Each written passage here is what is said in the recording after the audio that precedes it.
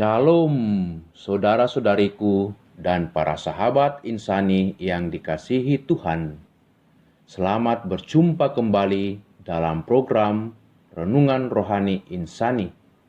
Inspirasi Sabda Allah hari ini, Kamis 29 Oktober 2020, bersama Pastor Anton Pabendon, Imam Diosesan Keuskupan Agung Makassar, yang sedang bertugas di Seminarium Angin Mamiri, Yogyakarta.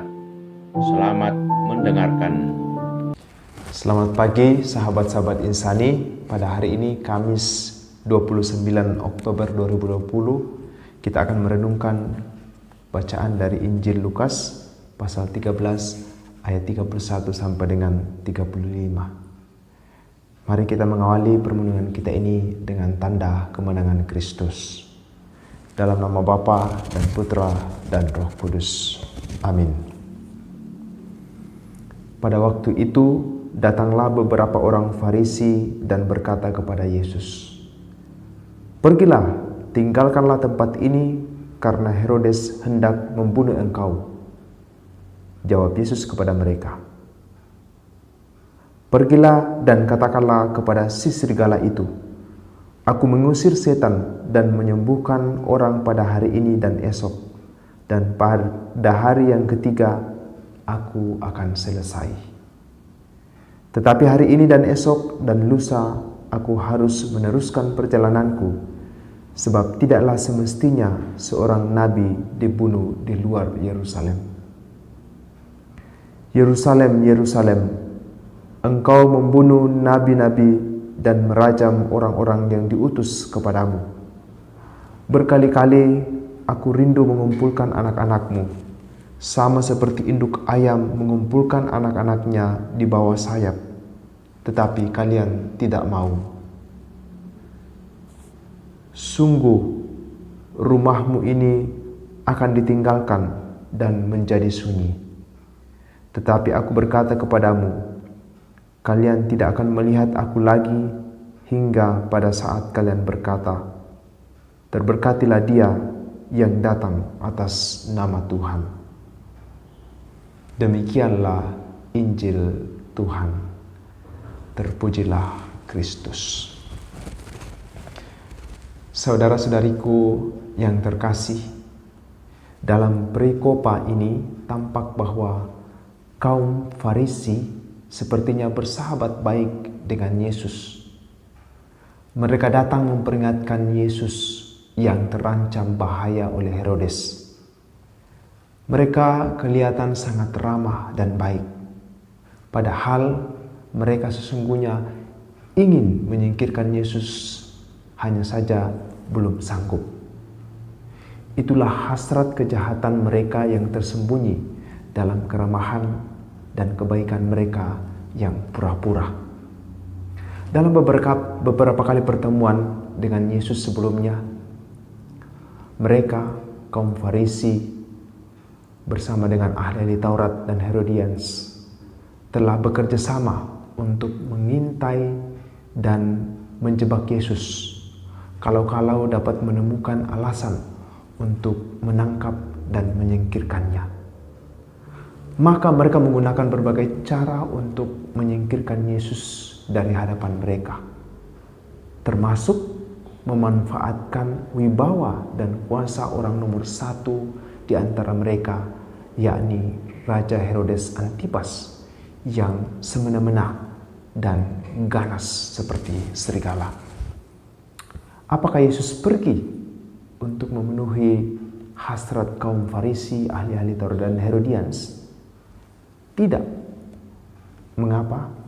Karena tidak ada alasan apapun yang dapat menghalangi misi penyelamatan Yesus, bahkan oleh maut sekalipun.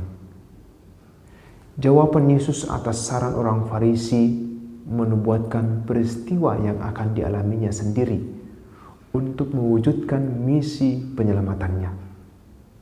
Yesus tidak akan berhenti berkarya sampai semuanya terpenuhi.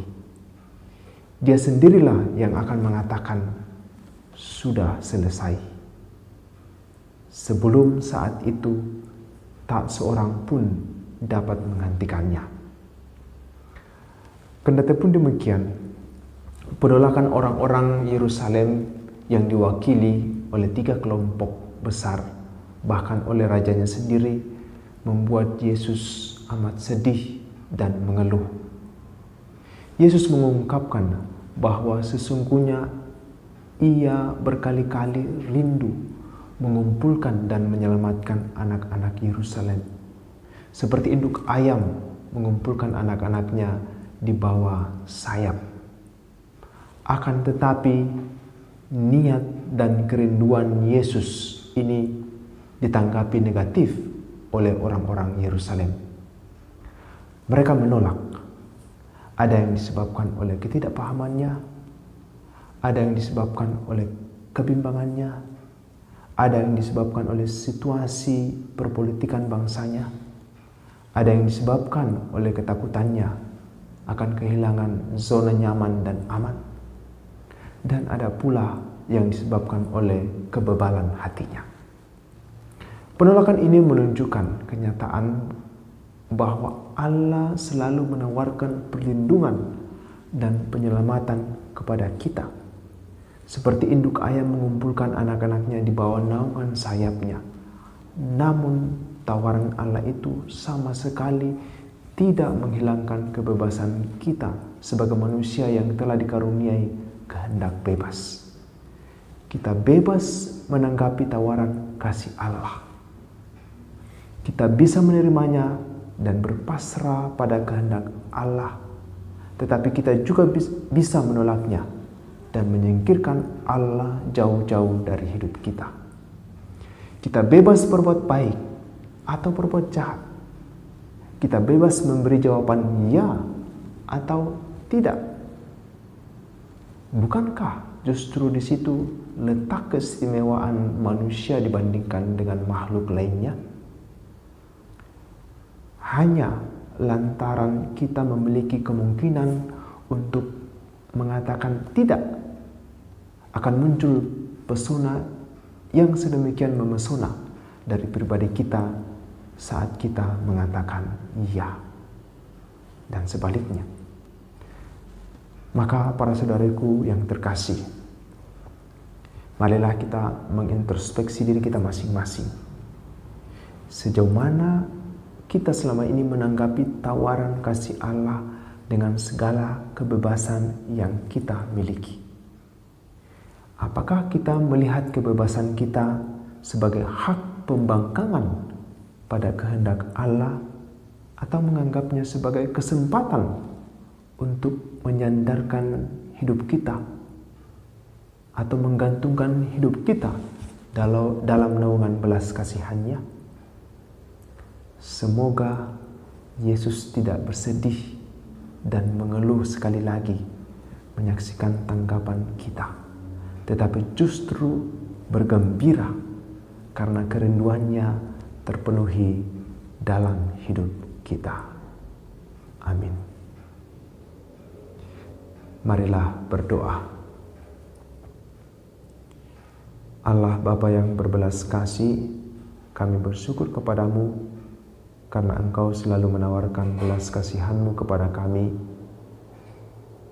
dan kami memiliki kebebasan untuk menanggapinya. Curahkanlah Roh-Mu agar menerangi hati dan pikiran kami, agar kami mampu melihat kebaikan-Mu dan belas kasih-Mu dan menanggapinya secara positif, sehingga kami boleh semakin dekat kepadamu dan kelak menjadi anak-anak-Mu yang menikmati kebahagiaan dalam kerajaan surga. Doa ini kami aturkan kepadamu dengan pengantaran Kristus Tuhan kami. Amin. Dan semoga saudara-saudari sekalian, serta orang-orang yang kita doakan, senantiasa dilindungi, dibimbing, dan diberkati oleh Allah yang Maha Kuasa, Bapa dan Putra dan Roh Kudus. Amin. Terima kasih saudara-saudariku dan para sahabat insani yang telah mendengarkan sabda Allah.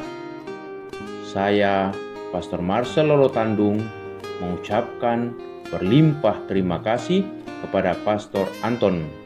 Semoga Pastor bersama dengan rekan-rekan imam, para staf, juga para frater dan segenap penghuni Seminarium Angin Mamiri senantiasa diberkati Tuhan dalam setiap aktivitas dan pelayanannya. Amin.